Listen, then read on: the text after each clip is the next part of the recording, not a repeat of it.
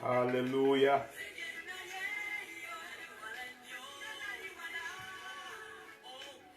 Yonna gy'oli tukwaniriza mu linnya erya Mukama waffe Yesu. Baako gw'okoonako omugambire ekigambo kya Katonda kituuse. Saaviisi yaffe egenda okufunda okwefundikwa ebyasiba ne byonna ebyagaana. Kyekiseera yonna gy'oli obeeko munno gw'okoonako ajja atwega tumuyira Mukama waffe Yesu. Akayimba ako tukakuwadde okweteekateeka n'okubaako munno gw'ogamba nti ajje. Haleluya.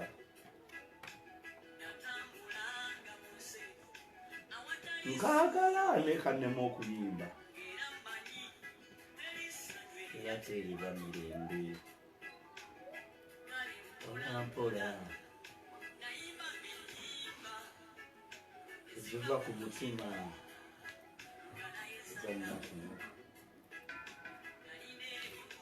ku mutima manyi biruma nani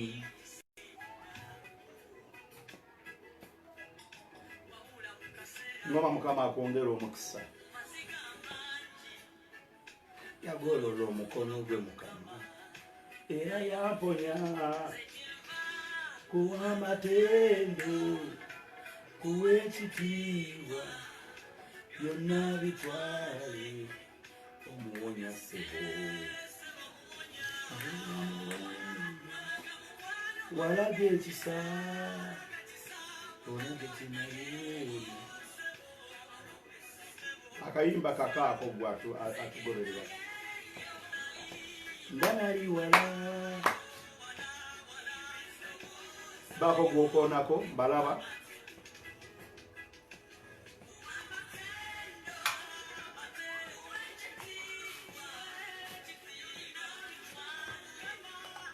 Omuwonya ssebo walaga ekisa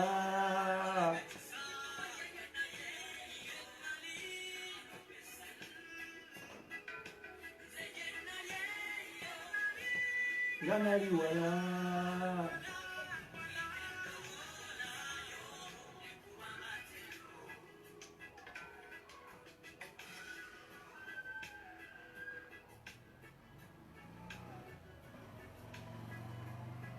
Haleluya. Mukama yeebazibwe. amen. Katusabe.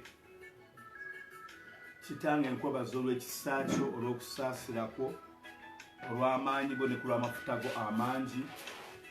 Tumusabe fanagana olusiga batuze gy'oli nga tuze gwe Katonda akola ebyekisa era gwe Katonda akola eby'amaanyi n'ebyamagero.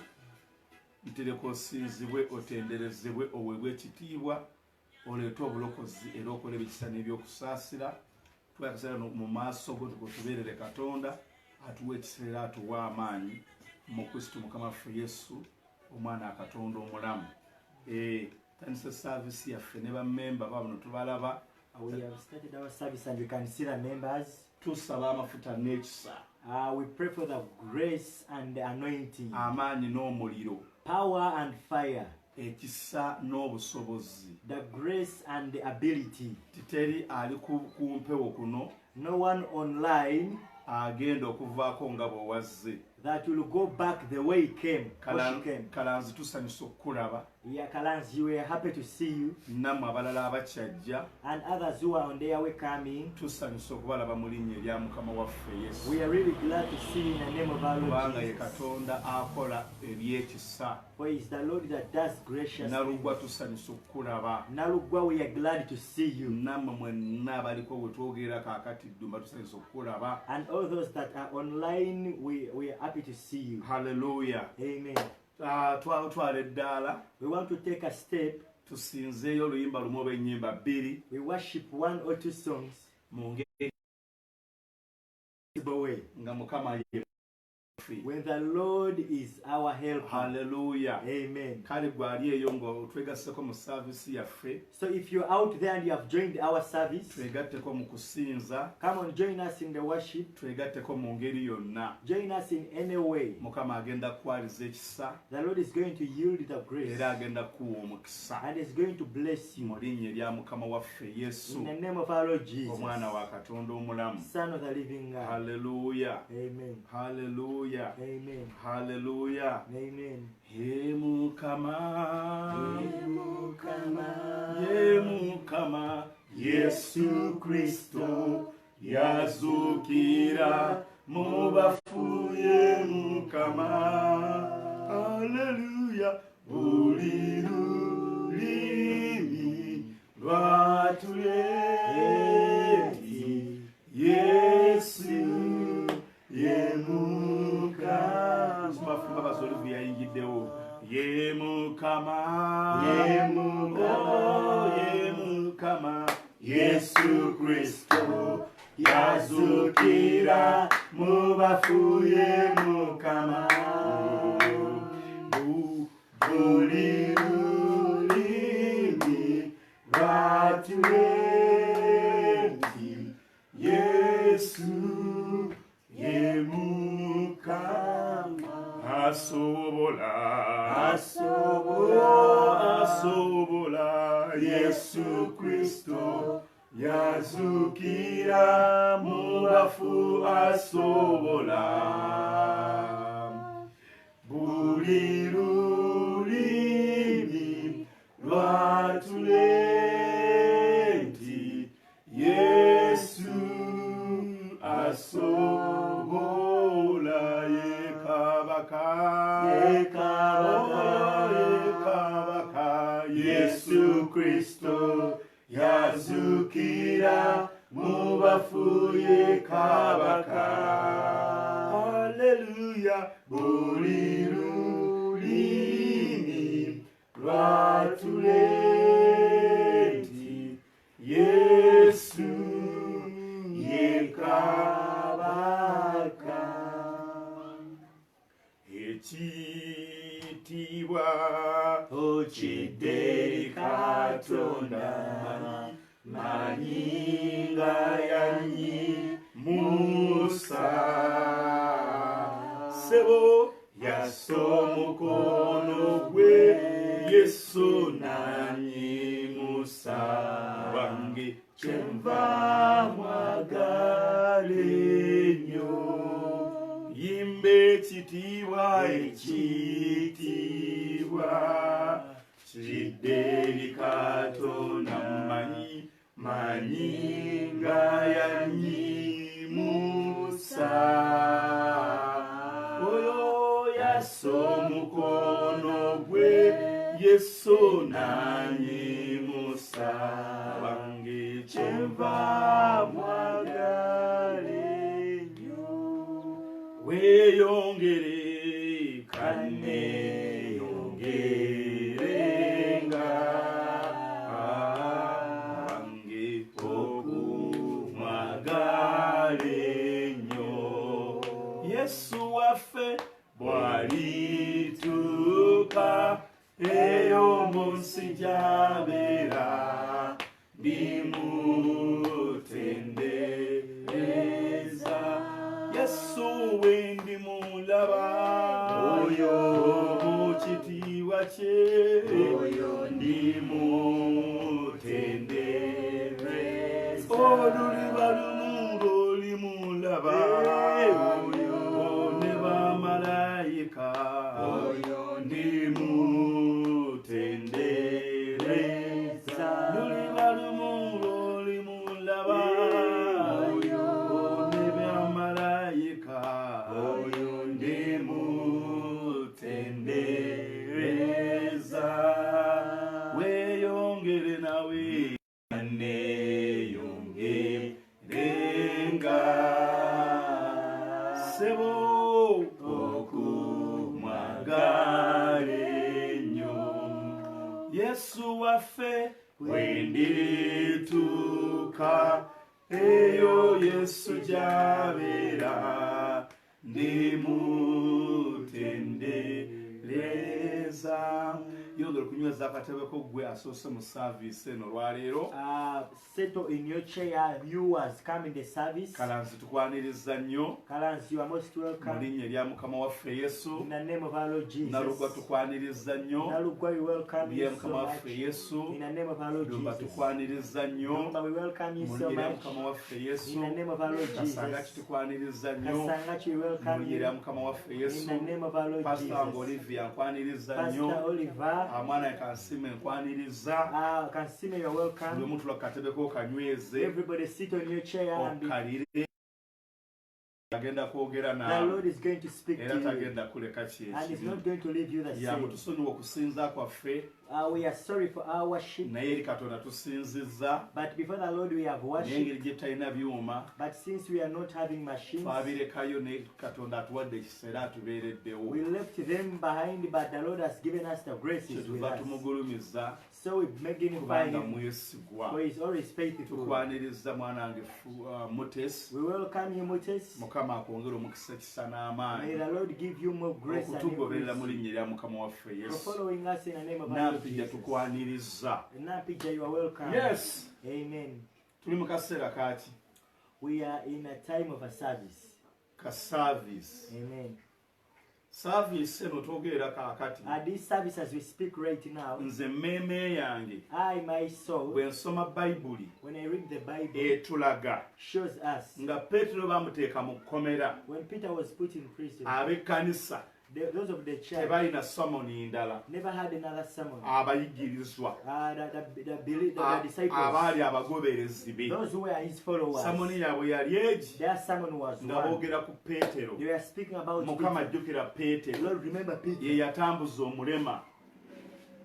He made the lame to walk. Mukama ajjukira Peetero Lord, remember Peter olw'obulungi bwe for his good ne works. bamusabira And they prayed for ne him. beegayirira And they pleaded ne before God. bamwesibako And they emisana n'ekiro were diligent day and nga night. leggalidde mu kisenge ekya And they waggulu. were locked in the upper room. Praise the Lord. Amen. Paka Mukama lwe yasumulula Peetero. Until when the Lord delivered Peter. Naffe tulanga mu kiseera kino So we are also here in this tulina time. Peetero waffe We have our ali Peter mu kukwatibwako Kerode that is being arrested by Herod. nga baagala okumutta. And they want to kill him. Peetero yasookera ddala The first Peter, nze njagamba nti gwe mugwo I will say it is your job. ye future yo It is your future. ge magenda go It is your destiny. ku bantu abali ku online. Of all the people online, Njagala nnyo weetegereze kye nkugamba. I want you to look carefully on what I'm Mu- telling you. mu kifuba kyo ku mukono ogwa left. In your chest, on your left Ku side, mukono ogwa left. on the left Ku side, mukono ogwa left. on the left side, Waliyo obulumi. there is pain. Waliyo ekintu ekiringa ekikusimbasimba. There is something that is disturbing your heart, Kiringa ekikukoonakona. that is hitting you down. Hallelujah. Amen. Left mu bbeere wano. Left in the breast. Owuliranga effumu, owuliranga ekintu nakati okiwulira. You still feel it up to now. Kikikola naye nakati okiwulira mu kiseera kino. You can feel it even at this exact time. Teekako obuteesaawo ogambe nti yenze. Just write down and say it is me. Totya tokwatibwa nsonyi nkusabire. Don't be ashamed. I'll pray with you. Kubanga amafuta weegali. For the anointing is available. Olina okusoomoozebwa You have a challenge mu left. on the left Ku side. kifuba byangire nsanyusa okulaba. Mu kifuba kyo. In your left chest, Babili, you are welcome. Mu kifuba kyo. In your bosom, in your So chest, yogera nange. speak with me. Tuweereze ka message. Send us a Ogambe message. nti munsabire. Say that, pray for me. Nkiwulira nze kintewaanya. I feel it is disturbing Mu me. linnya erya Mukama waffe Yesu. Yes, Mozamal Kisho, you are You welcome. are welcome in the mighty name of Jesus Christ. Amen. Hallelujah. Yateekebwa mu kkomera. When Peter was put in prison, Bayibuli egamba. the Bible says, Ab'ekkanisa those of the church, tebaasirika. they never get quiet. Baanyiikiranga They diligently, bulijjo every time, okumusabiranga to pray for him, eri Katonda. to the Lord. Mu kiseera kino In this time, tuli mu lutalo we are in a war, naye tujja kudda nga tuli balamu. but we shall come back when we are alive. Naye ebyokulwanyisa byaffe But our weapons, tunaakomawo nabyo. shall we come back with them? Tunaasigala nga tukyali b'amaanyi. Shall we remain strong? Okusaba kunaasigalawo. Will prayer remain Omulimu there? gwo gunaasigalawo. Will your job remain Obugagga bwo there? bunaasigalawo. Will your wealth remain Ennyumba there? ye neesigalawo. Will your house remain Ezo there? ezimu ku nsonga The reason mu kiseera kino in such a time ezaatugamba us to say nti lwaki that why tetuyingirako mu kisiibo, don't we enter our fast? lwaki tetusabaako, Why don't we pray? lwaki tetwewaayo Why don't we mu commit linnya erya ourselves Mukama waffe in the Yesu, name of our Lord Jesus, omwana wa Katonda the omulamu. Son of the living Kati God? mwenna abatuwuliriza, Now all those that are viewing us, nze nkyasiba ku nsonga ziri ssatu. I am still stuck on 3 issues. Nti coronavirus I emphasize coronavirus alina ebintu bisatu has 3 things by'ateese mu maaso gaffe, for us. naye ng'ekimu But one, tusobola okukiwangula we can overcome okusinziira ku instructions depending on the instructions gavumenti the zeetuwadde. government has given us. Keep distance, Keep a social distance. ekyo tukigezesaako. We have tried that one.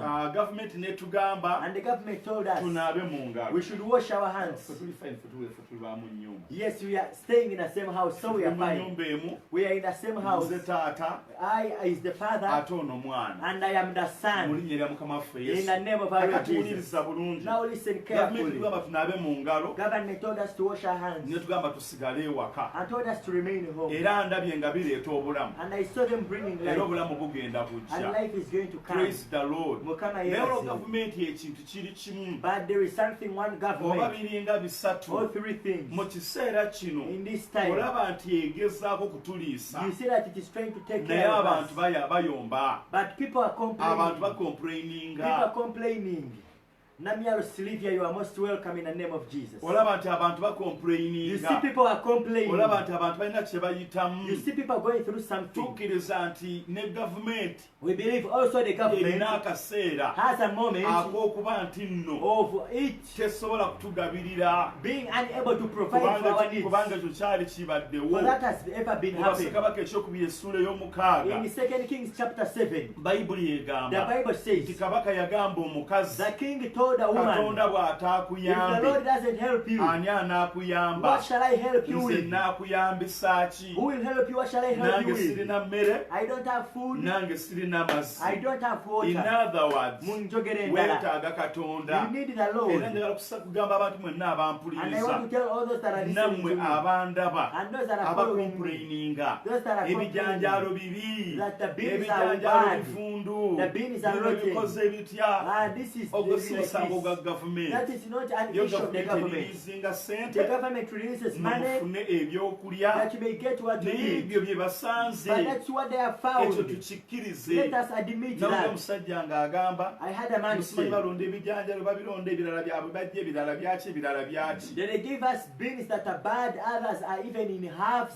Bayibuli egamba nti embeera eyali mu Samaliya, The Bible says the situation in abantu Samaria, baatuuka okulya obusa, people reached a point of eating done, bw'okyafuna where you ekijanjaalo, can receive at least a bean. bw'okyafuna akawunga ako k'ojerega, You can receive that portion that you are bali despising. baatuuka okulya obusa. The other one reached a point of Musooke eating done. musiime gavumenti, First appreciate the musiime government, pulezidenti, appreciate the ate president, musabe n'omukisa and pray for a tuve blessing mu kino that you may ekintu. come out of this Ne bwe field. kimala ne kyeyongerayo, But if it is to go on, n'ebijanjalo bye muvuma mbu bivundu, even those beans you are saying that they have, mujja binoonya nga temubiraba. they have they're bad, you look for them and you cannot find them. Kyetuva tugamba That is why we say tulina okusabira we must pray for ensi yaffe, our nation, Uganda yaffe, Uganda, ensi yonna, the whole world, okuviira ddala ku Amerika from America okudda ku ggwanga to that least nation. erisembayo okubeera ettono. Amen. Muganda ng'erisimba nkwaniriza. Isimba, you are most welcome. Mwenna abali mu service, Those that are following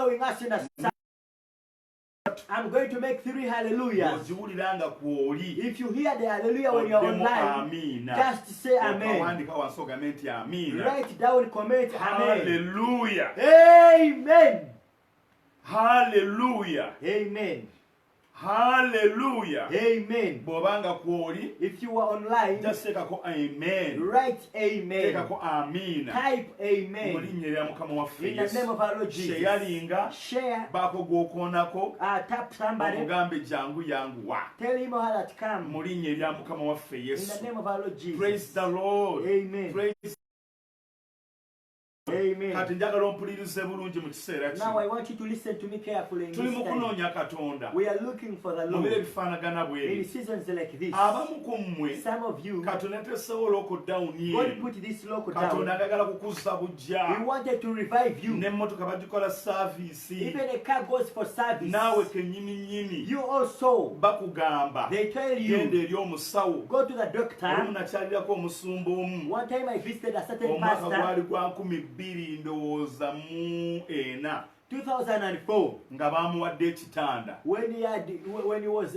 bedridden. omutwe gwali gumuluma He had headache. abasawo ne bamugamba tugenda kukwoza mu matu And the doctors told him, we are going to wash your ears. ne bamwoza mu matu They washed inside his ne ears. baggyamu ebintu They took out things ebiringa omuzinga gw'enjuki that were like honey. amannyo gaago g'olaba They were like wax of a honey. geetaaga saaviisi So that teeth you see need gwe service. nga bwe weerabaawo Like the way you see yourself. weetaaga duwami You need a deworming. weetaaga okukola duyiro You need to do praise exercise. the lord ebyo Amen. byonna byonna You obyetaaga need all that. kakati abamu ku ffe Now some of us, katonda yateekawo eno the embeera Lord put this ng'ayagala situation. kukuzza bujja He wanted to renew well you. and good si Chitufu. kyekyagireeta That is not what brought it. kitayinza kutuzza bujja I cannot restore or revive us nga kitese ku nsi yonna when He has put it upon the whole kubanga world. bamu tebamanyi katonda Because some of them don't naye know buli mu God. kibi But in every evil, mubeeramu ekirungi there is always something good. haleluya Amen. amanyi Japheth Muwanguze. haleluya Yes. muwanguzi And in Subuga Chris, you are most welcome. haleluya Amen. We love you. gamba amina ey'amaanyi Somebody shout a big buli amen. mbeera yonna Every erina situation obulungi has something good, n'obubi has a positive and a kati gwe negative. embeera eno Now this situation, nga gwe omwana wa you as a katonda child of the Lord, sobola okugirabamu what you must first Ye see out of it opportunity. is that opportunity, that opportunity ey'okunoonya katonda of seeking the eyo Lord. namba emu That is one at the point. same time Another thing, embeera eno that situation, katonda the Lord agikuteeseemu has put you there bw'okozesa ekisa that you may use the muganda grace, wange yafeesa okozesa ekisa that Japheth you may use the n'amafuta grace agali ku bulamu and the bwo anointing upon your life okusabira famire to yammwe pray for your family, okusabira ennyumba yammwe to pray for your house, okusabira obulamu to bwammwe pray for your life, okunoonya katonda to seek the ne Lord, katonda okuwa instruction and the Lord to give you instructions, okuwa direction to give you engeri directions, gy'osobola okutambulamu to see how to ne move on, gy'osobola okugendamu mu and how maaso to go on. ekyo katonda asobola The okikuwa Lord can give nga granted to you weebuuza when you're asking yourself mukama that the Lord, lwaki nze why me? ninga alisitaaka It is as if I'm lwaki stuck. nze Why me? ninga atayitawo It is as if I'm not ng'ennaku going zino through. z'oli mu maaso ga When the days you are katonda before the Lord, muso nefaanagana in bweti a season like this onoogenda one, okugiyitamu by the time you go through katonda it, ng'alese God would direction have brought a direction. praise the lord Mukama at the yeebazibwe. same time Mu kiseera kye kimu, embeera eno this olina situation, okugivaamu you must come out of nga it. sitaani ng'ekiri emabega waayo When what is behind it, katonda ng'akuwadde when amaanyi God has empowered you okusobola okukitta to be able to kill it, okusobola to be okukizikiriza able to destroy mu it, linnya erya mukama waffe in yesu the name of our Lord kati njagala Jesus. ompulirize I bulungi want you to listen to me very well. coronavirus Coronavirus yazze okutwala peetero waffe came to take our Peter. amen Amen. yazze okutwala peetero waffe He came to take our Peter. bayibuli egamba nti peetero Bible says that Peter, mu bikolwa in the Acts of the Apostles, mukama waffe yesu our Lord Jesus, bwe yaleka ekkanisa ku mutwe gwe left the house on his head. kakati peetero Now Peter, herode Herod, akutte peetero has held Peter. ayagala kumutta He wants to kill him, amalewo ekkanisa that he may take over the kyova church. olaba nti That olwaliiro is why kino today, ekintu bwe kyazze when this thing came, kyasookedde kwataakinga kkanisa it first attacked the church. ekkanisa eri under attack Church is under the attack. ekyo kyenjagala okukubuulira That is what I want to era tell mwe you. abasumba kambabuulire And all pastors get endiga to know zammwe this. endwadde Your sheep is sick. emizimu gye twali tugobye The demons you had cast out gyafunye access got an access. okuba nti gikomawo nate eri That they may abantu come back to the people kubanga bafunye okwemulugunya because they have got olw'emirimu gyabwe egifudde grumbling because of their jobs. bawadde bimu eby'ekkumi They have given out time. balaba ebintu biri mu kwonooneka They see things going in a emizimu mess. gyafunye we giyita Demons got away giri through. mu kubakuba They are beating them giri mu down. They kubatulugunya are killing them. kiri mu kutta ebintu They are byabwe killing their things. so falaba nno tulina okulwana That's why we must fight. muganda wange ddamulira My brother Damodila, tulina okusaba Anori and tulina Isuruga, okwesiba ku you mukama must pray mu the kiseera to the Lord. kifaanagana bwe In a kiti time like this mu linnya one, erya mukama in waffe the name yesu of our Lord Jesus, omwana wa katonda omulamu Son of the living kati God. tuwuliriza Now listen to me. peetero Peter, bamwogeddeko ekigambo they have spoken a word about him. bayibuli egamba nti abayigiriza bwe baakomawo Bible says when the disciples came ne back, bagamba gye tuvudde eyo and they said where we came abalala from, bagamba nti eriya azuukidde others are saying that is it Elijah was oba come to yokaana life, omubatiza or John the Baptist. n'abuuza And then he asked, yesu naye mwe mumpitaani Jesus asked them, what do you call me? wano waliwo revelation y'amaani There is a deep revelation here. naye mmwe mumpitaani That for you, how do you see me? What do you call me? peetero n'agamba And Peter said, gwe kristo mwana katonda you are omulamu Christ, Son of the living God. n'amugamba gwe kankubuulire And he told him, let me tell si you this. mubiri na It musaayi is not flesh and si blood. magezi go It is not your understanding byebikubikulidde kino that has revealed to you naye this, omwoyo wa but mukama the Spirit of the Lord. n'olw'ensonga eyo And therefore, ku ggwe upon you, ngenda kuzimbako ekkanisa I will build my church. newankubadde emisingi gy'emagombe Neither are the gates of hell tekigenda kuginyeenya shall prevail over it. praise the lord Amen. tannaba kugenda He has not yet gone, wabula omusajja but the man aleese ansa has brought an answer. nga talina na kyakulya When he has nothing to eat, abaana be banyigirizibwa his children are under torment. mukyala we tamulabako The wife cannot see. famire tekyamulabako The family cannot see this naye man. waliwo ensigo But there is a seed. ebadde ya kigambo It was of a word kutegeeza yesu just to inform nti Jesus mu bujjuvu gwe gundi that in fullness this is what you are. bwe tugenda mu maaso eyo When we read ahead, tulaba peetero we see Peter, ekisiikirize kye his shadow, kiwonya abalwadde it heals the sick, akwata ku balema touches on the limb, batambula and they walk. abafu The dead, bazuukira they come back to life. abasibe b'amaaso The blind, balaba they see. mu bikolwa bituma essuula ey'okuna In Acts of the Apostles chapter 4, baleeta erimu ery'ekkumi they bring offerings ebitaweze that are half. abantu bafa ku lulwe People die because of him. Amen. mpuliriza gwa mpuliriza Listen to me who's viewing me. mpuliriza bulungi Listen to me carefully. mpuliriza bulungi Listen to me carefully. haleluya Amen. ogola you are welcome Ogola, you are welcome. ogola you are welcome Ogola, you are welcome. Jonathan, you are welcome. And Praise Mary, you the are Lord. welcome in the name of Jesus. haleluya Amen. oh haleluya Amen. wano waliwo peetero There is a Peter here. kozi munzulu erwangu bamuyita olwazi Yeah. In we can call him a rock. gwokyalya you are welcome Go chariot Sansokulaba. haleluya Amen. ngenda kusiiga abantu mwenna amafuta ku I service am going to anoint everybody in the service with the anointing. ngenda basabira mu service I'm going to pray for each and everybody in this service. era mu ddeeka asatu eziddako awo And in the coming 30 minutes, tugenda kusabira ddumba you are welcome we are going to pray for you, Dumba. praise the lord Amen.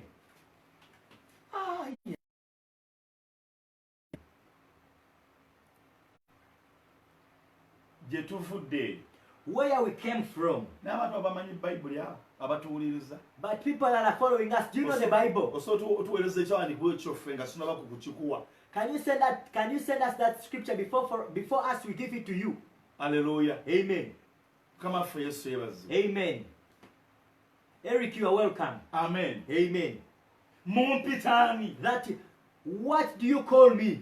gwe yesu kristo And then he says you are Jesus Christ, omwana wa katonda omulamu Son of the living God. amen Amen. mu kiseera kyekimu In the same time, matayo essula ya 26 Matthew 26, agamba he says, mwenna abali wano all of you that are here, mugenda kwesittala ku lwange you will be offended because of me. kuba ngenda kuweebwa mu mikono gy'ababi For I am going to be given away in the hands of the evil ones, mbonyaabonyazibwe to be crucified, nkubibwe to be smitten. peetero agamba And Peter tegera says, kubeerako it will not be happening. It will not. amugamba Tells him, oli sitaani you are devil. dde ennyuma wange Go behind me. tolowooza bya You mwoyo don't think of the naye olowooza spirit, bya but you mubiri think of the naye flesh. nga yamuwadde ekkanisa Yet he had given him the church.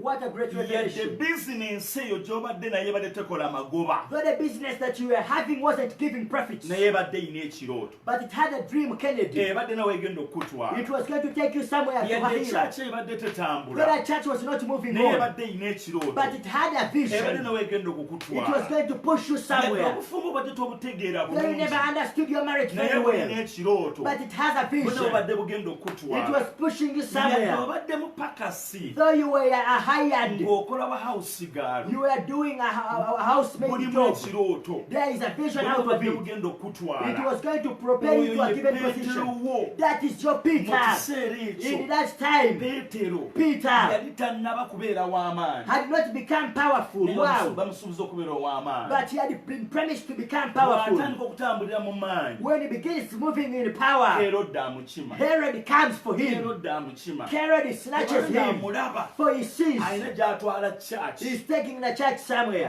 peetero ewammwe You are the Peter in your house. omulimu akalimu kaako That small job you have, malegiyo your marriage, relationship yo gy'obadde the oyingiddemu relationship you had gone in, australia gy'oli in Australia where you america are, gy'oli abu dhabi gy'oli Abu Dhabi, USA where you are, switzerland gy'oli Switzerland, Norway gwe where you are. peetero w'ewammwe You are the Peter of your home. gwe lwazi lw'ewammwe You are the rock of your place. abantu badde bagenda kuyimirira ku ggwe People were going to best on you as a basobole platform, okulengera gye balaga that they may see from afar where they're ne going. bamukwata And then they ne arrest bamuteeka mu them. kkomera And they put him in a ekkanisa prison. n'egamba And the church says, musaagana balala you are playing Ono around ye with another Peetero people. waffe This is our Peter. god forbid Chidiberi. ekinyiiza ku bantu b'ewaffe What angers me about the people of our ne mu place families zaffe and in our families, tebamanyi ba peetero they do not know their Peters. They cannot recognize their Peters. They cannot value their Peters. in which way Mungeri etya. baganda ba yusufu The brethren of Joseph, tebamanya peetero they never knew their Peter.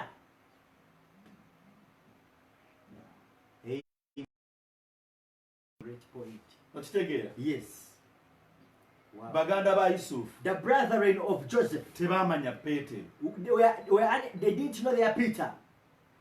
era bw'osoma mu byawandiikibwa mu lubereberye And when you read in the scriptures in Genesis, yusufu agamba baganda be Joseph tells his brethren, ng'amaze obbeeyanjulira after he had revealed himself to them, ndowooza essula yananga mu 7 yes, around 50.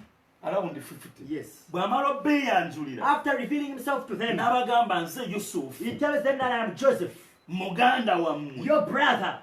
bayibuli The yeegamba Bible says, amaaso gaabwe ne gakyuka and their eyes turned ne baagala around, okweroopa and they wanted to accuse each other. Amen. yusufu n'abagamba And Joseph told them temwesalira musango that don't blame yourselves. era nze nabasonyiwa I ddala forgave you kubanga nkimanyi because I know it is 47 years. 47 Amen. mukama yakulembeza nze The Lord okitegeera led me before you. mukama yakulembeza nze The Lord took me ahead before you, mwe musobole okuwona enjala that you may survive the famine. Amen. kubanga enjala Because the famine yakamaze emyaka egi has so far gone for 2 years. wakyali emyaka emirala egi We are left with 5 more years. Oh, hallelujah. Amen. We give you glory.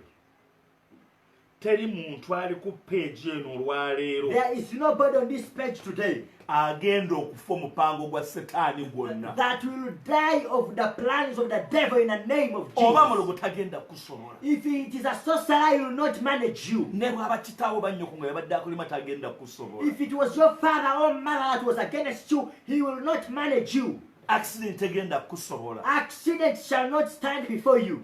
peetero Peter, yakobo muganda wa yokaana baali bamutta they had killed James, the brother of John. yokaana nga bamutta Even John himself, the Baptist, had been naye killed. katonda nga yagamba peetero But the Lord had promised Peter ekkanisa yange that my church, gwe kwesimbira upon you it is established. peetero n'avaako olutalo And from Peter came a war olwassa abaserikale 16 that made 16 soldiers to be killed.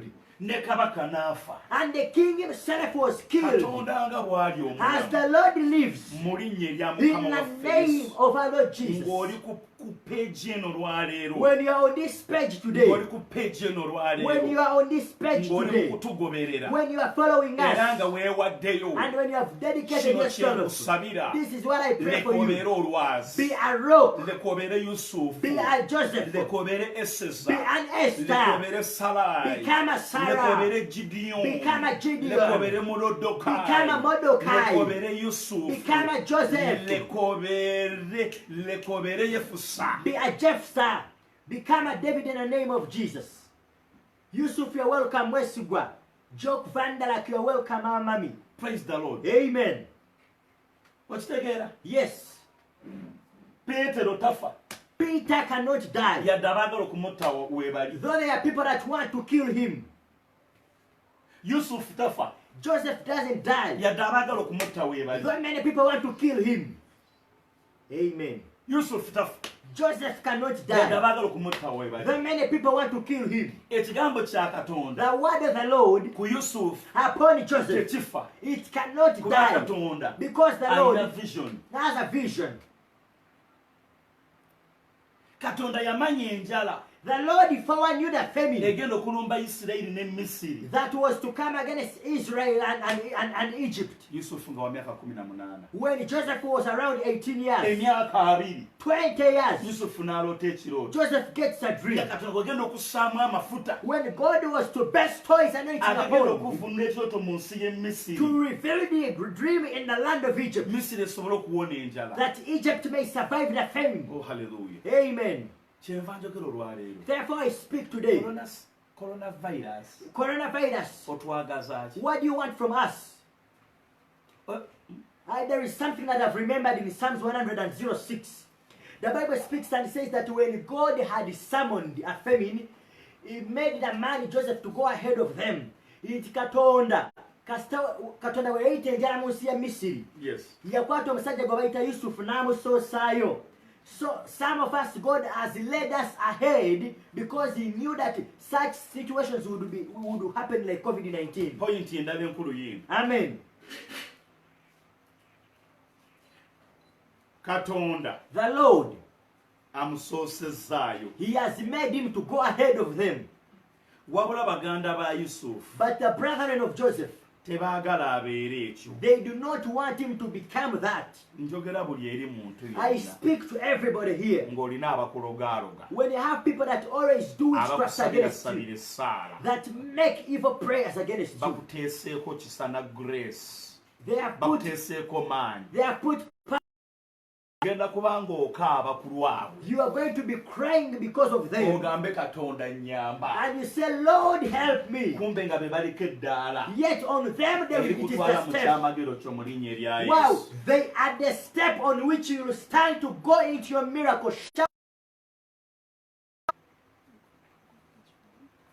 Amen.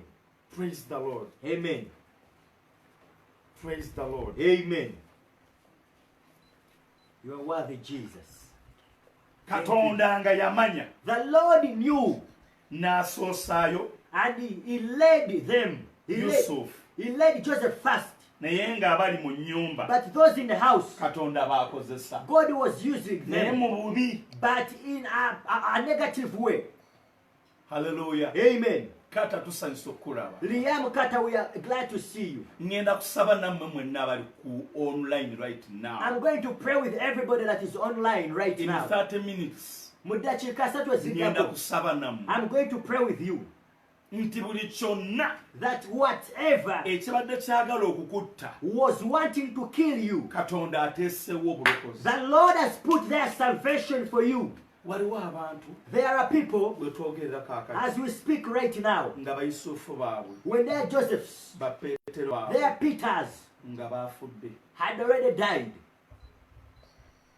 abalala basaze ku mirimu Others have been fired from job or cut off from the workplaces. abalala obufumbo bwabwe bufudde They've gone away. ebintu ebyetoolodde si byangu Things that are compassing around them are very ne complicated. banyikira okumusabira But they diligently njagala pray. kutegeeza uganda ne afirika yonna I want to alert Africa and Uganda at large. tetugenda kufa njala We shall not die of famine kubanga emmere tugirina. For we have food with us. Nenjagala But bategeeza I want to inform you you Africa that Africa, 50%.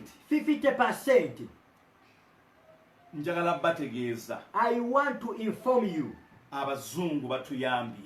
the white men have helped us. Bayambye amasomero, They have helped nations, bayambye amalwaliro, they have helped hospitals, bakoze enguudo, they have worked on the road systems, engatta ennungi, the best shoes, amasimu amalungi, wonderful watches, ebintu byonna eby'enjawulo. all the precious, all valuable Ffe wano treasures. ekyaffe kye tusinza okwekolera. As what we have done for ourselves, Tufunye emmere we have got food n'okusobola okuzaala. and even to give birth to Naye kids. amaanyi agasinga obungi. But most of the Naye we aid, twogerera kati, but as we speak now, waliwo abantu nga basponsors baabwe. there are people when they are sponsors, Abamu baafudde, some of them died. basponsors baabwe. They are sponsors. Abamu ng'emirimu gyaweddewo. Their jobs are gone. Basponsors baabwe. When they are sponsors, Ebitongole bigenda kulemala. organizations are going to be crippled. Oyo ye Peetero. That is the Peter. Waliwo eyali yagadde okusaba mu kiseera There kino. is somebody who would want to pray right Naye now, tokyasobola kukyusa ekyo mulabe kyazimbye. but yet you cannot turn around what the devil has built around you. Praise the Lord. Amen. Gomushara, you are welcome. Tony Jez, you are welcome. In the mighty name of Jesus. Hallelujah. Amen. Nze kitaakufe. I Chitakufe. Nina wano abaana mu Uganda. I have children in Uganda. Munnange empeerezaayo 10. Oh, Papa helped me with some Muwala 100,000. wange empeerezaayo 2. My daughter helped me with some Oh, my friend 200,000. from Netherlands or from somewhere, send me something. Nti mukwano gwange okuva ebudaaki oba okuva yonna mpeerezaayo Omuntu ekintu. n'akuweerezaayo. And somebody Naye will kati abantu provide. bonna emikono misibe. But as we speak, people's hands are now handcuffed. Kyenva njala okutegeeza So I want to inform you nti coronavirus that COVID-19 yakuyingiza mu busibe took you into bondage ate n'asiba n'emikono gy'oyo akuyamba bulijjo giri eno bwe giti. and then he handcuffed the hands of those persons that would help you. Waliwo embeera eri mu kukuba There is a situation that is hitting naye you. ng'akuyamba bulijjo tasobola.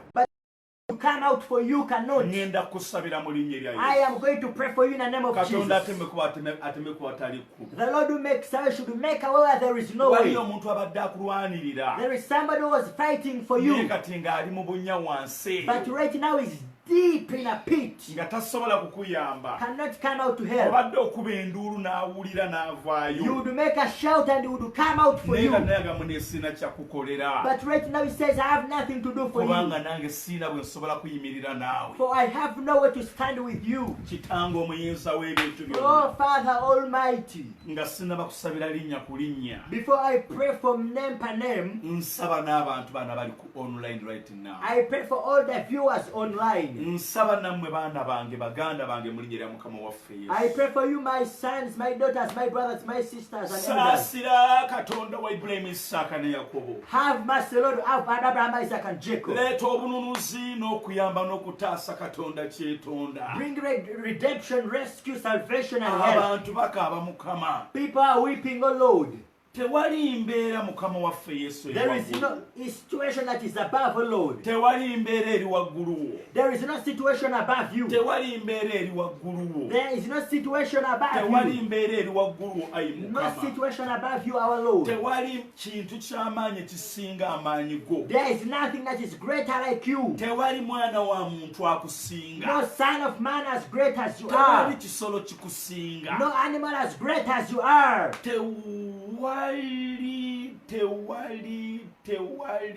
Tewali kyuma kikusinga maanyi Mukama. It's greater than you, O Lord. Tewali maanyi mu magomba agakusinga Mukama. There is no power in hell greater than you, O Tewali Lord. maanyi wakati w'ensi agakusinga amaanyi Mukama. There is no power in the center of the earth that is more Olaba greater than you. watambulira ku nnyanja n'ekuwulira. If at all you walked on the sea and it was able to hear you, Wulira okusaba kwaffe. listen to our prayer. Wulira okwegayirira kwaffe. Listen to our plea. Wulira okusaba kwaffe. Listen to our Wulira prayer. okwegayirira kwaffe. Listen to our plea. Wulira okusaba kwaffe. Listen to our prayer. Wulira okwegayirira kwaffe. Listen to our plea. Wulira okusaba kwaffe. Listen to our prayer. Wulira okwegayirira kwaffe. Listen to our plea. Wulira okusaba kwaffe. Listen to our Wulira plea. okwegayirira kwaffe. Listen to our Olwa plea. Uganda. On behalf of Olwa Uganda. Bapeetero baffe. On behalf of our Peters, lw'abaddoloka baffe, on behalf of our Docases, olw'amawanga gaffe, on behalf of our olw'ensi nations, zonna, on behalf of our nations, otutaase Mukama. and have mercy on us and save us, Lord. Roshatayande, You are Ebraka. worthy, Holy Spirit, Father, Holy Spirit, Holy Spirit. Nawulidde ekigambo eky'obunabbi nti waliwo omuntu olina okukubwa mu kifuba. I felt a prophetic word. Somebody with you, you feel something on the left side in the breast. Sindika message Come and send a message tukusabire mu linnya erya Yesu. that we may believe with you in prayer. Mu kiseera kino we tuli, In this time where we are, twasomye mu kitabo kya Danyeri we read in the book of Daniel. nga kabaka mu Danyeri essuula esooka. In Daniel chapter 1, Abantu tetwabadde lunyiri luli.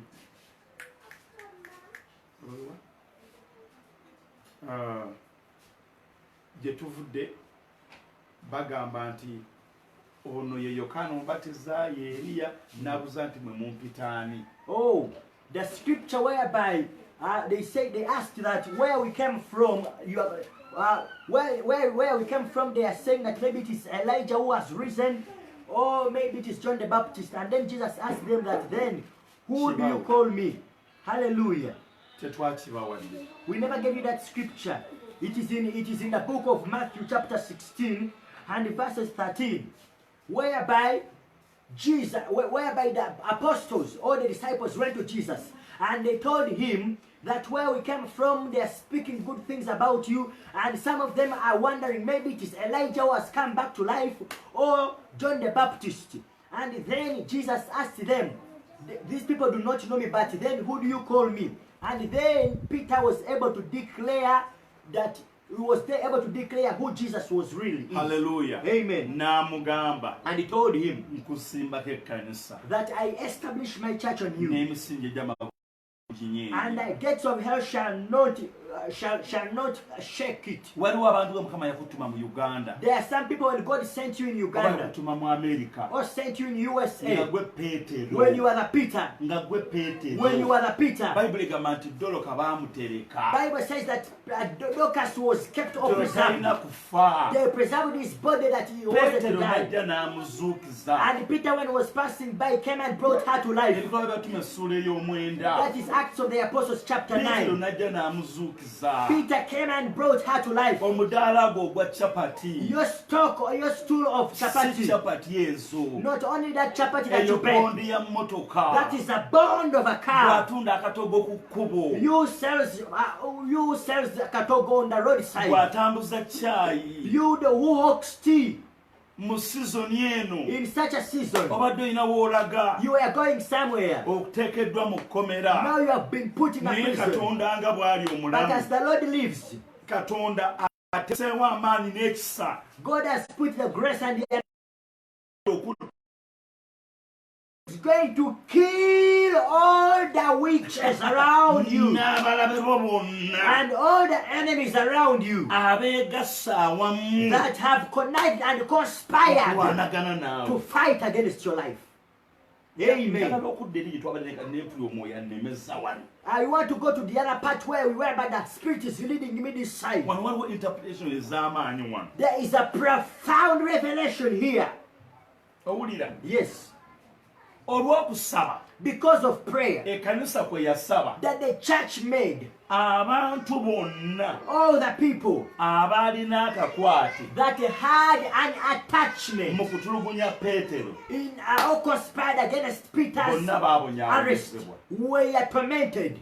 Ekisooka First of all, kye ŋŋambye, what I spoke Katonda about, talemwa kyuma. the Lord can never fail of a machine. Katonda The Lord yaggula enzigi, opened the doors, the brazen doors, the iron doors, n'asumulula ekkuufulu, and opened the seals, ne yeebasa abaserikale and made the guards to sleep ku lw'essaala because of prayer. abasajja ze baasaba. These people that prayed, because the Bible says the chains broke. Yes, After the chains breaking, the door broke. Yes. It was of iron. Yes. And you know that in those days, iron was so much valued. And then the angel led him out and went an extra mile of even opening the gate that leads into the prison. do you understand? Amen. mu kiseera kino In this time, katonda akuteese mu upper room the Lord room olw'ensonga for a purpose. alina ekigendererwa. He has a purpose. Peetero singa yasirika If Peter was quiet n'abasajja be ne basirika, and all his friends get quiet, praise the Lord, amen, yali waakufa he was to die, n'ekkanisa and even the church, nashatayanda bro Oh. n'ekkanisa and even the church yetegenda genda mu maaso. was not to move on. Anthony Vandra katukusabira. Anton Van Drak, we pray for you. Waliwo omulimu katonda gwe yakutuma. There is a work God commissioned you with. Omugugu ogwo gw'owulira The burden that you feel on wamu you. ne maama waffe Joka Vandraka Together with our mama Joke Van si Drak. mugugubugugu It is not a mere naye muli ba burden, Peetero but you are Peter's. katonda be yasindika The Lord that commissioned ebutende ebuwannume Kamuli district. Butende Buwanume Kamuli district particularly. Amen. We give you praise. Okitegeera? Amen. Zambera, welcome. Banteria, Goret, you are welcome. Salongo Nakwira, Anko, you are welcome. Praise the Lord. Amen. Peetero singa yafa If Peter had died, ekkanisa the church yali ejja kutewaana was to be so much troubled. Exactly. kubanga si kye kyali kiseera kye ekyokufa. Because it was not his time to die. Buli ampuliriza yenna Whoever is listening to me right now, bw'aba tonnaba kuteekebwako mu manto before a mantle is put upon you ekulagira nti kola kino na kiri that commands you to do this and bwe that, weeyami you pledge katonda afune waayimirira okukulwanirira. that the Lord may stand somewhere to fight for you. Praise the Lord. Amen. Cedric Ona Papa NBZ Papa New Bush Boy New Bush Zion Hostel Fellowship. You're Praise welcome. the Lord. Amen. Praise the Lord. Amen. Nekkemiya Nehemiah, bwe yawulira when he heard ebikwata ku beewo bwe Nekkemiya essuula esooka what was happening in his home place, Nehemiah n'awulira chapter 1, omugugu he felt a burden. n'asaba He prayed, n'asiiba fasted, ne yeenenya and repented, n'akaabira Katonda and prayed to the Lord. ng'akola bwa house boy somewhere. When he was a house boy in the house of King Artaxerxes, Mukama n'alaba omugugu and the Lord showed a burden upon this n'amuwa man, ebyokulwanyisa byonna and the Lord gave him all the n'amuwa supplies, obusobozi bwonna. gave all what is Bwe required. ali awo mu kiseera kino Whoever is there at this time, ekiseera weeyamu obweyamu it is time to pledge a ogambe pledge n'aliba nga nze Peetero to say, weewaffe. I may be the Peter of my place. Maama wange asula ludda wa? Where does my mama Taata stay? wange yeebikka ki? What does my father cover Anti himself wange with? yeebikka ki? What does my auntie Baganda cover bange herself balya with? ki? What do my brethren eat? Musumba wange alya ki? How is my pastor feeding Ogambe now? Mukama And tell the Lord, mpulidde bubi nnyo. I feel so Mu bad coronavirus ono. in this situation of Sisobodde kuyamba COVID-19. maama. I cannot help my Sisobodde mama. kuwa taata wange kiro ya sukaali. Can't give my daddy a Baganda kilogram of bange sugar. sisobodde I kubayamba. can't help my brethren. Ompisa mu coronavirus. When you make me survive Nompa coronavirus omukisa. and you bless me, Ennyumba Master, y'ewaffe. my home Ngenda house, kugibeerera I'm Peetero. going to become a Peter for it. Weesabire amafuta ago. And pray for that anointing upon your life. Weesabire ekiseera. Call for that grace upon your life. Kalungi you are welcome. Oh, Karunji, Goret, you are welcome. Naye Man. kimanyi nti Kalungi oyo ne mu kyaki nga tannagenda mu Amerika gyali nga y'omu ku bantu abatuuka leeti Oh. mu service. It is reported that Karunji, you one of the latecomers in service. Era nakati Even right now, otuuse leeti. you have come late. Even before you went abroad, you used to come late in church at Kasuri. Naye But, gamba amiina ey'amaanyi. amen. Somebody say amen. Ngenda kukuba haleluya ssatu. I'm going to make 3 great Buli hallelujahs. ali online Whoever is online, oshoutinge you will ogambe, shout. okokole amen. You will say Ngiriko amen. dash dash dash dash. When it is prolonged, amen. Oba se ekyo ogambe Or amiina. you will say amina. Praise the Lord. Amen. Owuli ekigambo coronavirus ono COVID-19 aliko bakeerodde. has got Herods. Don't forget. Amen. Aliko bakeerodde. Has got a Herod.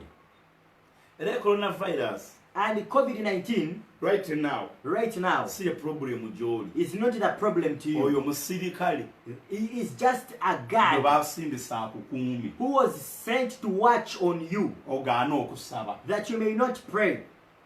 ezo njegere Those are chains ze baakuteeseeko that were put on naye you. ekigendererwa kye But its purpose kutta magenda go is to destroy your destiny, kutta kitiibwa kyo destroy your glory, okulemesa kutuukiriza by'olina okutuukiriza hinder you from doing what you must fulfill, n'ebyo mukama bye yakwogerako and what God foreordained or preordained before you. ekyo kyayagala That's what he wants to do.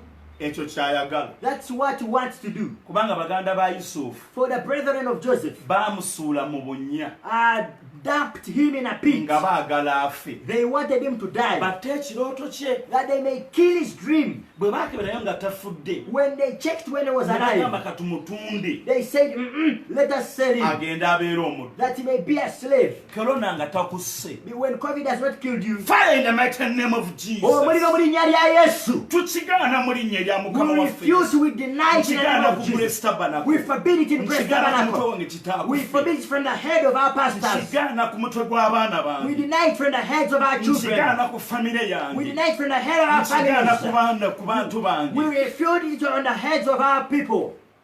nkigaana ku gwatunuulira I reject it away from the one who is viewing me. I fire it. nkyokyo omuliro I consume it with nkyokyo fire. omuliro I consume it with fire. coronavirus COVID-19. ayagala abadde beekozesa He wants those people who are self-employed badde mu kyalo to go back in the ayagala badde villages. beekozesa He wants those who are self-employed bakozesebwe to be now employed. ayagala abaasoma He wants those who are babasale educated ku mirimu that they may cut off from ayagala their ffe jobs. abasumba He wants we pastors tuleme okwogera that we may not speak ayagala again. kutufuula muddu He wants to make us slaves. Oh, great revelation. praise the Lord Amen. He wants to make us slaves. ne bamutunda And they sold him. ne babala ssente And they counted silver. ne bamugula And they bought it. They sold him agenda abeera omuddu out to be a slave. prime minister omulamba A full prime prime minister. minister omulamba A full prime minister. My omwana wa God. katonda A son of God. ow'endagaano ya mukama Of a covenant of the buli ali Lord. wano nkulangirira Whoever is here, I decree and declare naawe upon your life. alikusinkana akatambi And kano whoever will find this video. oli kibya kya katonda You are a vessel of the oli Lord. kyakulwanyisa kya katonda You are a weapon of the oli Lord. peetero ku lw'ekkanisa You are Peter on behalf of the oli yusufu ku church. lw'ennyumba You yammwe are Joseph for your oli house. yusufu ku lwa isirayiri You are Joseph on behalf of oli Israel. eseza You are an Esther, you ku woman. lw'abayudaaya For on behalf of the gwe Jews. mulodoka You are the Mordecai. Ku lw'Abayudaaya. On behalf of the Oh, Jews. rashete Oh, kuraba. rimakayarama zibrokatamanderebo ziprosikatayarababa. Thank you, Jesus. tokkiriza Don't accept it. tokkiriza Don't accept it. Can you imagine a son of a covenant, a son with a great dream, a full prime minister working as a slave and being sold of only 200 silver yes coins? It is really so much bad. mwe mukimanyi mmwe abandaba wano Did you know that those who are viewing me, mmanyi okusima ttooyi I know how to dig a pit latrine? Oh, really? nasimanga ttooyi I used to dig pit latrines paka mu fuuti nkaaga up to 60 feet down. nga mmanyi okugogola emyala I knew how to clear sewage pipes. olaba zino ttooyi We know, you see these toilets, yes. waliwo septic tank We have the septic tank, waliwo drainage awagenda bino ebikyafu ebyo ebizi or the drainage where the sewerage go. okitegeera Yes. nga nzirija emirimu gyange And that was the work of our pastor. Oh, Jesus, you are great. naye bwe nalinga ngikola But whenever I was doing this ekiro work, nga nsula nsaba at night I would stay in prayer. n'emisana n'ensaba Even in the day I would pray. nze nakolako ba house boy I was once a houseboy mu nnyumba 3 in 3 homes nga sinaba kulokoka before I got saved. emuyenga ebukasa In Muyenga Bukasa, nakolako ba house boy I was once a bwe houseboy. nalokoka When I got nembulako saved, wa musumba Ssenyonga I did Pastor nembukolako Senyonga's, ne wa minisita Butimi even in Mr. Butime's house, ng'akyali minisita wa internal affairs when he was still a minister of internal affairs. kankubuulira olwaleero Amen. peeterewo ow'akadaala aka capati That Peter, you have that stock where you make your chapatis from. bw'atyo bayogera mukama Thus says the Lord. teri agenda kunnoonya. No one will seek after me.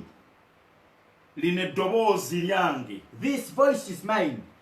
naye message ya Katonda. But the message is for the Lord. From the Bw'atyo Lord. bw'ayogera Mukama. Thus says the Lord. Bw'entyo bwe njogera Mukama. Thus I say the Lord. Okuyita mu muddu wange Medi. Through my servant Medi. Buli agenda okunnoonya. Whoever will seek me. Buli agenda okukyuka. Whoever will turn to me. Buli agenda okweggalira. Whoever will lock himself Buli in. agenda okuyaayaana okubeera omuntu omulungi. Whoever will desire to become a righteous Teri person. mulabe we. There is no enemy Agenda okumukwatako. shall tamper with him or Teri her. mulabe wo. There is no Roshatayanderebra. Teri mulabe wo. There is no enemy Agenda okukwatako. that will tamper with you. Na buli mulabe wo. And every enemy Agenda kubeera mulabe wange. shall become my enemy. Bw'onoowuliranga amateeka gange. When you hear my commandments N'okola okwagala and kwange. you do my will N'ompeereza n'omwoyo ogw'amazima. and you serve me with a pure heart, Ndikusitula. I'll promote you. Ndikugulumiza. I'll exalt you. Balikulaba They ng'otumbira. will see you growing. Abalabe bo baligwa. They will see you increase and your enemy will Olibalaba fall. n'amaaso go. You will see them with your Naye eyes, tebaligwa. but they will not fall Nga down tebakulengerera waggulu. without seeing you ahead of Bw'atyo them. bw'ayogera Mukama. Thus says the Mu Lord. linnya erya In Yesu. the name of Jesus.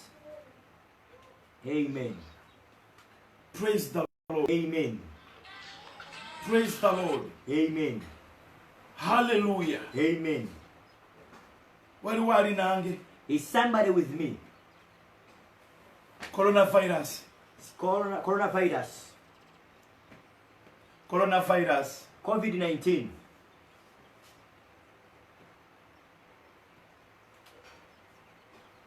Tagenda kutusoba. Will not kill us. Ayina ky'ayagala okutta.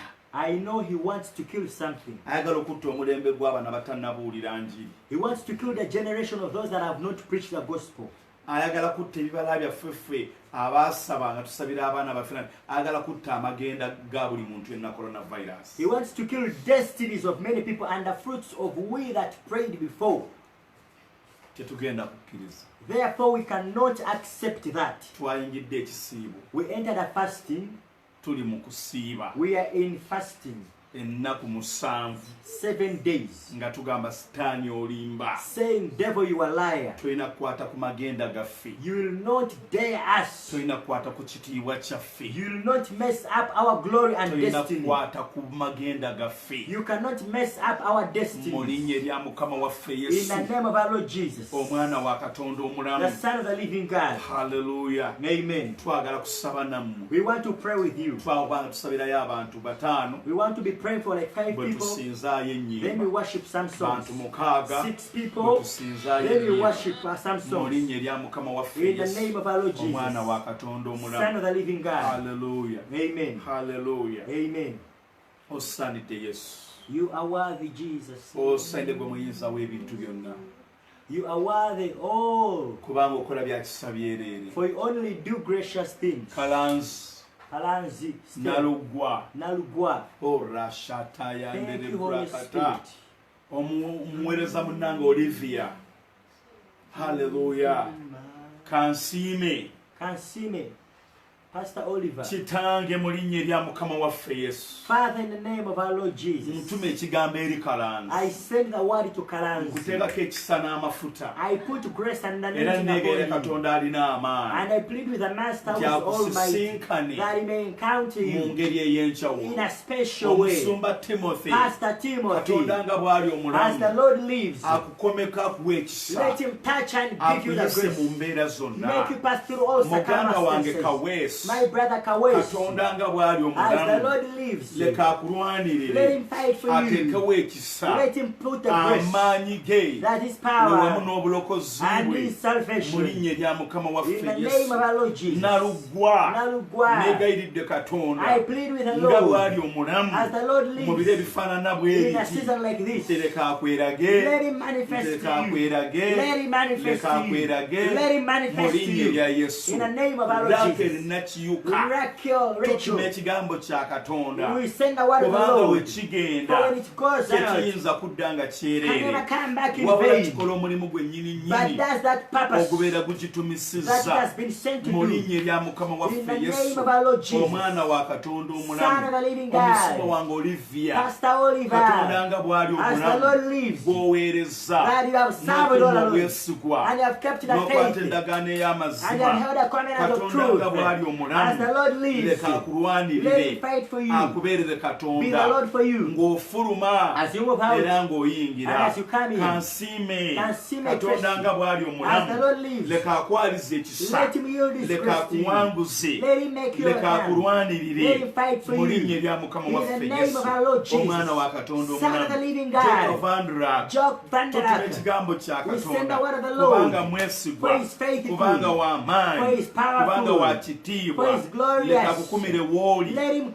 take ne care of mwami you, wo together with the abaana husband, bo ababola your n'ab'obulenzi daughters and sons, n'abazzukulu and your leka grandchildren. bayitemu eno Let embeera them go through muli situation. balamu When you are mu linnya erya alive, Mukama waffe in the Yesu name of our Lord Jesus, omwana wa Katonda Son of the omulamu living God. tompitangako mulokozi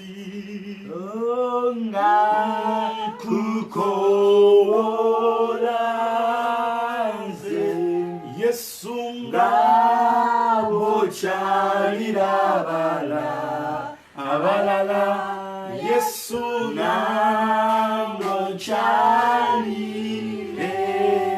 tompitako Mukama tompitangako mulokozi Yesu nga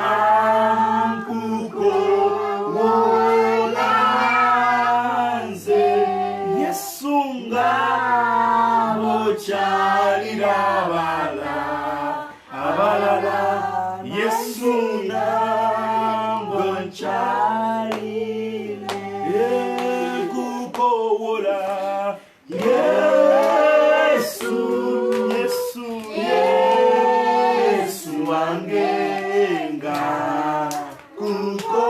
kukowola jambo tuyambe nga bokyalira abalala Yesu nange nkyalire Katonda muliro abange era ali munze Katonda muliro yannaza yantukuza abange yanjagala Yesu kyemunyisa abange Katonda muliro era ddala ali munze Katonda mulamu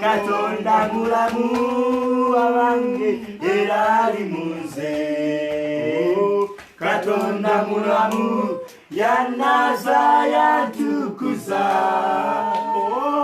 yanjagala Yesu kyemunyisa abange Katonda mulamu era ddala ali munze. Amen. Tugamba nti Peetero We speak that your Peter tagenda kufa, shall not die, tagenda kuttibwa. shall not be killed. Sitaani ayagala okutta amagenda go, The devil wants to assassinate ayagala your okutta destiny. amaka go, He wants to murder your ayagala okutta ekitiibwa home. He kyo. wants to kill your Mu biro glory. ebifaanagana bwe In biti seasons like this tagenda one, kusobola mu linnya erya he Mukama will waffe not Yesu. be able to fulfill his Mwana wange purpose. mutte situsabira, My daughter Moses, we pray with you. tutuma ekigambo kya We Katonda send the word of the kubanga bwe Master. kigenda For when it goes, tekidda nga can kyereere. never come back in vain. Mutte situkusabira, Mutes Farida, we mutte pray for you. situkusabira. Mutes, we pray with you. Twogera li mutte situkusabira Mutes, we pray with mu you. linnya erya Mukama waffe In the Yesu. name of our Lord Jesus, Akuwanguze Mukama, make you overcome mukama Make you cross Jesus. akwalize ekisa mukama Yield His grace the akubeerere Lord. katonda Be the Lord for you. tutuma ekigambo We send the word. nampijja Nampijja. leka omwana we abeere mulamu Let your daughter leka live. omwana we asumululwe Let your daughter be set free. tutuma amafuta ga katonda We send the anointing of the n'ekisa kya Lord. katonda ekitaasa And the grace of the Lord that leka saves. kikubeererewo Let it be there for leka you. kikusomose Let it be there for leka you. kikuwanguze Let it be there for mu you. linnya erya mukama waffe In the yesu name of our Lord Jesus. mu omwana wa katonda omulamu Son of the living babirye God. Babirye. tutuma ekigambo kya We send katonda the word of the nti Lord. leka kikole omulimu Let omulungi it do a great kikole work. ebyokusaasira Do gracious things. kikole ebyobulokozi Do things of kubanga ye salvation. katonda For He is the Lord. asinga bulijjo That is always yitamu alive. embeera Go through this ereme okugenda situation. n'omulimu gwo You shall not go with ereme your okugenda job. n'ebufumbo bwo Shall not go with your ereme marriage. okugenda ne pulaani zo Shall not go with your mu linnya plans. erya mukama waffe yesu In the name of our Lord Jesus. muzammiru Muzamal. muzammalo Kusha. tutuma ekigambo kya We katonda send the word of the Lord. kubanga bwe kigenda For when it goes, tekisobola kudda nga cannot kyereere come back in katonda vain. nga bw'ali omulamu As the Lord lives, leka akubeerere katonda let Him be the Lord for yonna you. gy'oli Wherever you are. wonna w'oli Wherever you are. akubeerere katonda Be Lord for you. akuwanguza Make you that akulwanirira overcome. Make fight for you.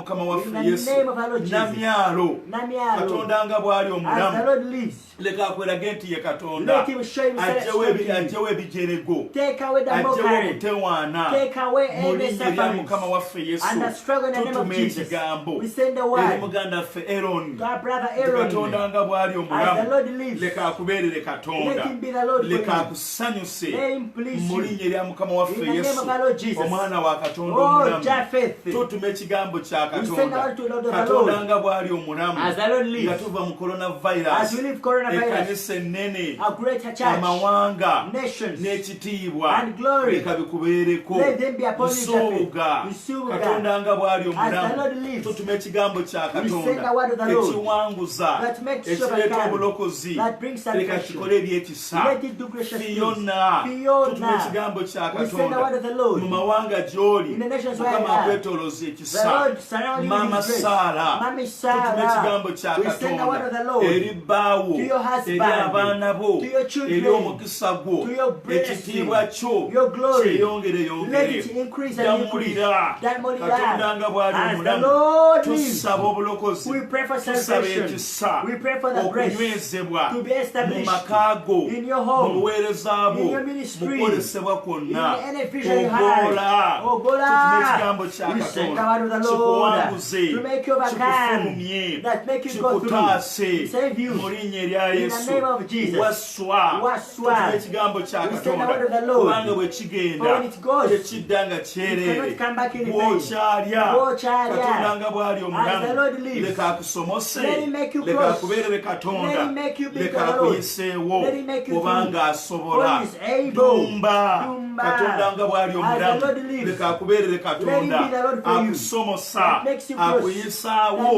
makes you era make you through. akutaasa That makes you mu kristo safe. mukama waffe yesu In the name of our Lord Jesus. eriki Eric, katonda ow'ekisa the Lord of leka grace. akola ebyekisa Let Him do gracious leka things. akuwanguze Let Him make you mu nnyina overcome. mukama waffe In yesu the name of our Lord Jesus. omwana katonda Son of the omulamu living Lord Kennedy. mu linnya erya In yesu the name of Jesus. tuyita omukono gwa We katonda send the word of the oyo Lord akola ebyekisa that does gracious babula things. akomyewo emirundi ebiri Barbara is back tukusabira twice. neera We pray for you katonda again. nga bw'ali As the omulamu Lord lives, oyo gw'onoonya that you seek akubeerere after. katonda Be the Lord. ng'ofuluma As you move out. yusufu Joseph. ekisa kya The katonda grace of the Lord. n'amaanyi ga And the katonda power of the Lord. leka bikubeererewo Let them be there for kubanga you. yafuga For He reigns. kubanga yakola ebikulu He does great era things. yakola And He eby'amaanyi does powerful munyira things. mukama waffe yesu In the name of our Lord kereya Jesus. Kereya. katonda akola The ebyekisa Lord does gracious leka things. akulwanirire Let Him fight for leka you. akutaase Let Him save leka you. akuyiseewo Let Him make you sennyonga Sennyonga. katonda nga bw'ali omulamu As the Lord lives. agololere omukono gwe Let Him raise His oguleeta hand. obulokozi That n'obuwangu brings salvation and zaamu victory. Zaamu. webale kubeerako Thank you for tuning in, tukusabira God. We pray for you. ekisa The grace, obulokozi salvation, amaanyi and power, okuwangula and bikwetooloole be upon you. kata Kata. katonda nga bw'ali As the omulamu Lord lives. alwana entalo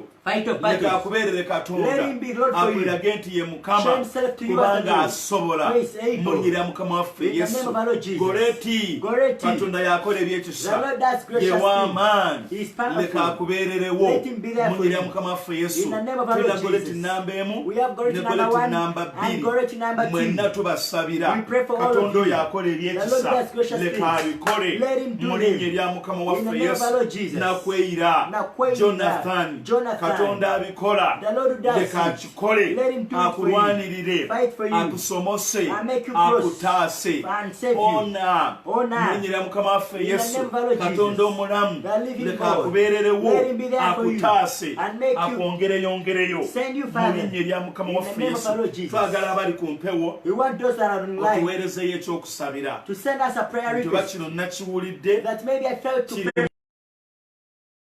kino a nation nakiwulidde or I heard about naye this. nga toleeta bintu biri against government Don't bring anything naye working kyonna against the kyoyagala policies of tusabire government. ku mpewo But anything you want us to pray for online, let me come again because when you're speaking, maybe when I was interpreting, it didn't come out very well. Give us a prayer request that you feel you are convicted or you feel you any guidance under your heart that you could pray about it. Maybe across any nation, but don't bring anything. Don't bring a prayer request that is against the government or against the policies of the government. May God bless you. ffe tetulina buzibu na gavumenti We have no problem with the government. tugikwasa katonda We commit it in the hands of the Master era tusaba and we pray. tulina obusobozi We have the ability okumaamula gavumenti to bring down the government n'essaala with a prayer era okuginyweza and also to establish it n'essaala with a prayer. mu kiseera kyekimu So in the same time, n'ebizibu byo your problems, olina obusobozi you have the ability okubirwanyisa to fight against through them. prayer Okuyita mu era kusaba. okuyita omukisa You must call a okuyita mu blessing ssaala through prayer. ffe tetulina lutalo lwonna We don't have any case. tetusobola kugera ku pulezidenti bubi We cannot speak ill against era the mwe president bafulendi bammwe baffe mwenna and all our friends. mumanye ekintu kimu kyokka Know one thing. bw'omanya nti oli fulendi waffe If you know you are our friends ng'owagira people power and you support people power, owagira jema you ng'oli support ku children, layini yaffe you are on our tosaawo bya bufuzi don't bring politics mu on linnya our erya mukama platform. waffe yesu In the name of our Lord naye Jesus. tuwakanya bakeerode But we come against the Herods. We tuwakanya ba nebukadduneeza come against the Nebuchadnezzar. abaagala okutta ekitiibwa kya mukama Those that want to kill the abaagala glory of okuwakanya God. okwolesebwa Those that want to come against bayibuli the egamba nti vision. entalo ezaffe si za mubiri Bible says our battles are entalo not ezaffe za physical, mwoyo but they are entalo spiritual. ezaffe za mwoyo Our battles are mwe spiritual. Those who abaakatuuka have just come. tugamba nti Robert, we are saying, ahandiyo Robert and Nakalole, we are saying that our battles are not carnal, but they are mighty. nammwe ababaddeko obwobwedda And those that have been online all ono along, tetujja kumwatuukiriza manyi yeah, but I love him so much because. okimanyi But before you go any more further, one time he was preaching, and that's when I grasped this scripture. yes He preached about 2 Corinthians chapter 10 and verses 4. That we do not fight after the flesh, but we fight we don't fight against flesh and blood, but we fight against principalities. So kubanga bye bikozesa n'abakulembeze ensobi yeah, because they make the leaders in power to do mistakes. okiseera kyeŋŋamba Yes. bw'osoma mu bayibuli eyogera ku mizimu emibi Yeah, the Bible speaks about evil spirits egikozesa ensobi that make people to do mistakes. I would also want to add on that. Last time I was remembering a scripture you gave us. It is in the book of I think Second Kings, around there. 2 Kings chapter 20, when a lying spirit came upon all prophets, and Yes. they made Ahab to be killed. yes Omwoyo w'obulimba yakakuba nnabbi. First Kings It is 2 Kings chapter 20. not second Yeah, it is second. First. Oh, First Kings chapter 20. essuula bassekabaka ekisooka essuula ey'abirimu ebbiri Oh wow, thank you. okitegeera Amen. omuzimu gugamba ffe tujja kuleeta ebigambo bya bulimba Amen. otega kyeŋŋamba Yes. ne dawudi okubala abantu Even David to count era people. lwali lutalo lwa mubi It was a battle. sulema dawudi okwenda David to fornicate. gwali mupango gwa setaani It was a plot so of the enemy. kye tulina okukola So what we tulina have to do? okukuba ebiri emabega We must fight against the forces underlying. bwebyo ebitunyiiza Yes. bye tutayagala. Or the things that we don't want to see. Tetwagala kumwatuukiriza amannya wa kitiibwa nnyo tayogerekeka. We can't mention his names for he's a great man of honor. Luli yakola statement yali etya? Last time he made a statement about the pastors and the white men. Hey. Simanyi never make him better, ne? Never late but never. Better late than never. Wow. Tojaleeti. Yes. Naye ate okusinga obutajjira ddala. Wow. Better late than never. Otera kyeŋŋamba. Yes. Era and muganda wange ono this brother of mine ne Kampala. Even in Kampala. Nakati tuli Kampala. We are in Kampala now. Oli awo. You are there. Land Cruiser ye. When his Land Cruiser. Someone ng'eneetera okugwa. When the sermon is almost ending. Ng'ayingirawo. He comes in. So tukwaniriza ssebo. So we welcome you, Papa. Service erandise ssaawa 5. Service started at 11. Weeridde mu 6:00. You have come in. Naye weebale kujja. At 5:30. Olugero olwo watugamba lwali lutuufu. Thank you so much for coming. Your slogan or your proverb is good. Praise the Lord. Amen. Kati mmwe abali eyo. Now those out there abali mu kutugoberera. that are following us. Tugamba bwe tuti. This is what we say. Tugamba bwe tuti. This is what we say. Omusajja. The man. Omusajja. The man. Yusuf. Joseph just interpreted the dream. Mukomera. In a prison. In the dungeon. Hallelujah. Amen. Capital wa Yusuf. The capital of Joseph atandikira mu birooto. Starts with a dream. Asooka kwerootako ye. He first dreams about himself. Tofaayo. Care not. Ne bw'oba osiika ebindaazi. Though you fry donuts. Ne biddiba. And then they go back, they don't buy them. N'obiddiza abaana ne babirya. And you take them back home for your family to eat the leftovers. Eyo step gy'otutte y'amaanyi. That is a powerful step that you have taken. Era naye eriko akuloza. And it has waliwo nga akuwala n'olw'eki. Somebody will bewitch you, fighting against you because of what you are doing. Yusufu yasooka n'aloota ebirooto. Joseph first got those dreams. Nga tamanyira kubivvuunula. Didn't even know how to interpret them. Nga kitaawe y'abivvuunula. Now it was the father who was interpreting. Waliwo akantu ke watandika. There is something small or petty. Olina okukolesebwa kw'olina. In the business world, something petty. Abantu bagamba. A vision you began that is small. Olaba katatambula. You say if it is not moving on. Osanga ne kikagaana okutambula. Maybe what is stopping it to go on. Oliko abakalogaloga. There are people that are bewitching it. Nga tebaagala ogende mu maaso. They don't want you to go or progress. They don't want you to increase. They don't want you to be powerful. Praise the Lord. Amen.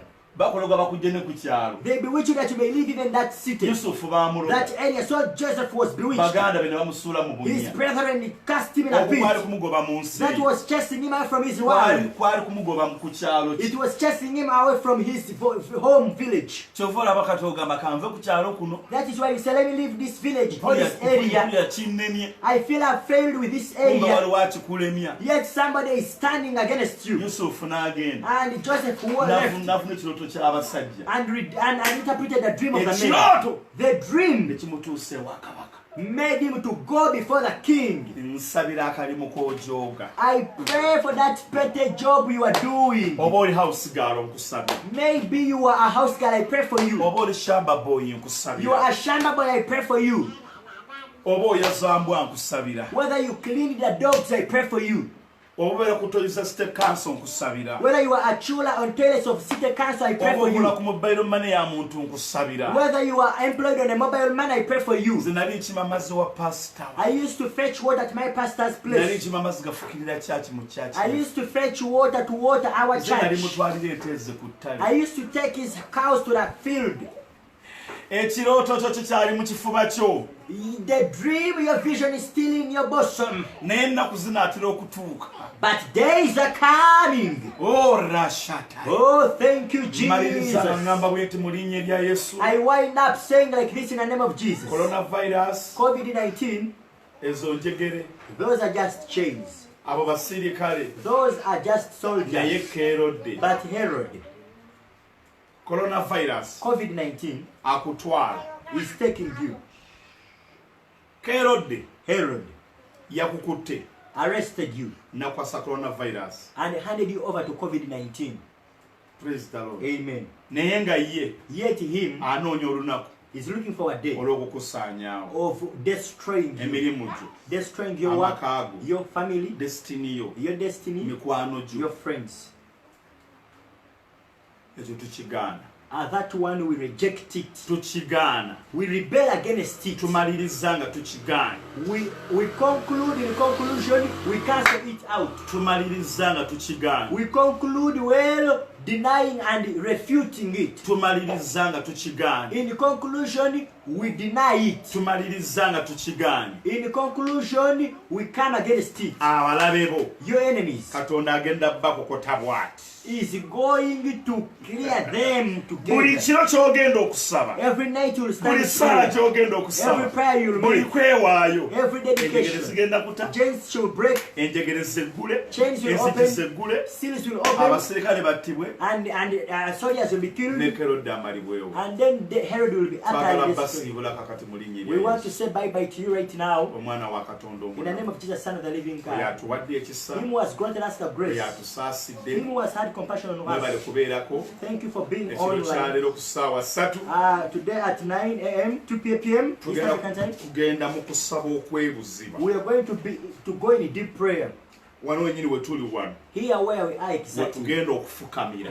That's where we want to kneel. Full hour. A full hour. Special prayer. Esale yenjawulo. Ey'okukugyamu katyabaga k'olimu. Taking you out of the dilemma where you are. Ey'okukujja mu ebe wabadde akwagala. Taking you where the enemy was Ssaawa pushing you. 3 ez'ekiro. At 9 p.m. Ssaawa 3 ez'ekiro. 9 p.m. Ffe amasannyalaze no gaba tegaliiko. At times power goes off Naye here, tulina ebitaalataala. but we have some torches Gwe weetaaga around. kutwegattako. You just need to join us. Buli omu Everyone. tegekawo n'ofukamira. You just prepare a position Sharinga. where to kneel. Kola kyonna ekisoboka. Share, do anything possible. Hallelujah. Amen. Nasimbwa you are welcome. Nasimba, you're welcome. Newankubadde otuuse tumaliriza Though mwana you wange. came when we were winding Naye up, waŋŋamba nti gundi yeekutewaanya. but good enough you had reported that your Essimu phone yeekutewaanya. disturbs you Naye so much. nkusabidde But I pray embaga yo your wedding, okwanjulako. your introduction ceremony, Nkusabidde I pray, okuva mu kukozesebwa. coming out of being employed, Weekozese. then become self-employed, Weekozese. then become self-employed, Weekozese. then become a boss. Kusabira ne mwami wo. I pray for your Mubeere husband mutwe. that you be a head, So simukira. not a In tail. the mighty name Mu linnya lya Yesu, of Jesus Christ. nantamebwa. Hallelujah. Amen. Hallelujah. Amen. Teekamu ka music tusiibule abantu baffe. Amen. Thank you so much. Banne twagala musabire ku mukyala Rebecca kitaakufe. We want you to make a prayer for Mami Rebecca Chitaku. Yali mu byuma. She's in the machine's control Yakola buli system. kintu kyonna. Whatever you are seeing, she does it. Omukubi w'ennanga talabiseeko. The pianist was nowhere to be seen. Naye ka tubawe mukulu ngoma But let us give you Mr. Ngoma atuweeyo akayimba mu saavisi to yaffe. bless us with a song in our service. Sinzaako.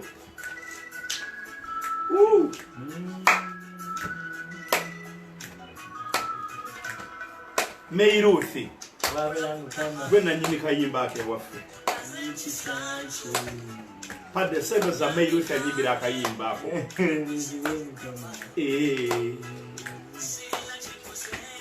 Oh.